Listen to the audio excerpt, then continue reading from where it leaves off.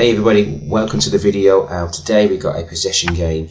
It's a 4v4 plus one neutral player. Now, as you can see in the centre, we've got a 2 versus 2, and we've got 2 players for each team in the corners. Now what they have to do is, I'm going to start the actual activity here. The coach will play the ball in, and the players look to work the ball from one corner into the other corner. Okay, now you could add every time they get it to the corner, they get themselves a point or a goal, and they look to work the ball, trying to be patient if they can, and work it across into the corners, working with their teammates inside as well, and the neutral player. One condition I'd like to add onto it is that they have to take a minimum of 3 passes, because we want them to be more patient with the ball, look at how they can move the ball to create opportunities in other areas, instead of just trying to hit the ball in one to the other side, or always looking for a longer range pass. So we want them to build play, try and keep possession more, and to work with each other. And obviously they've got the numerical advantage of having the neutral player when they're in possession, so they should be having an advantage of the other than the actual opposition who haven't got the ball.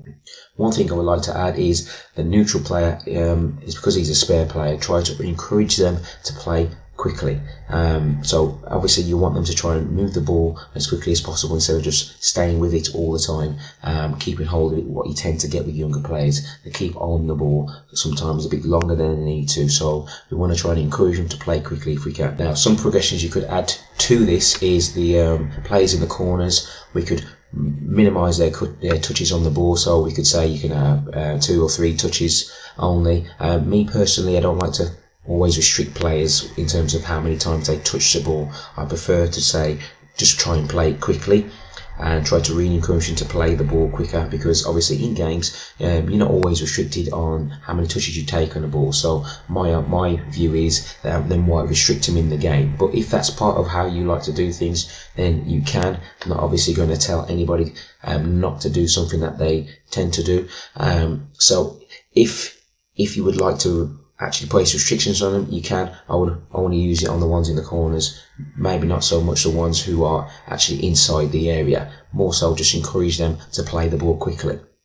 We can also play with the numbers that are inside the area. You can have more of a numerical advantage, maybe add a player to one of the other teams, and so it's like a 3v2 plus the one in the middle, or you can just have a 3v3. It's up to you, but playing with the numbers is also can add to the difficulty, or even make it slightly easier for the players to actually get used to or utilize their spaces a lot better. Now, in terms of the actual coaching points, I would look to encourage them to be on the half turn when receiving, so they can open out and actually look into the spaces, or actually drive into the spaces to turn quickly. Also reminding them about thinking about keeping it on the safe side when there is no space to turn out, so they're thinking about, do I take it on the front foot, or can I take it on the back foot when I open out?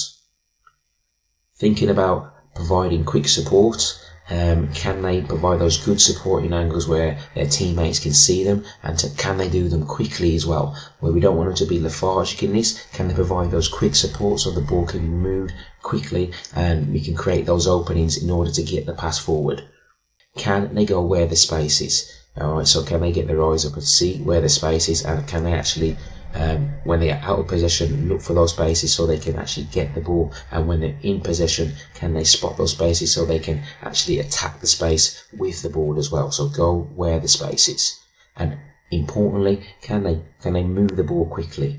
Okay, so because we want to move the ball quickly in order to create those openings on the other side, or can we recycle it, start again? But if we're going to do all that, can we play quickly?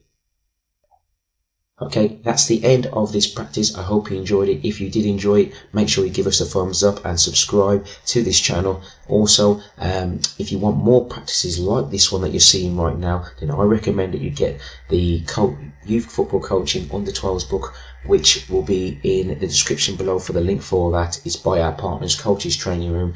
There are loads of practices in there that will help your team play a better brand of football and improve your players and help them become better football players as well.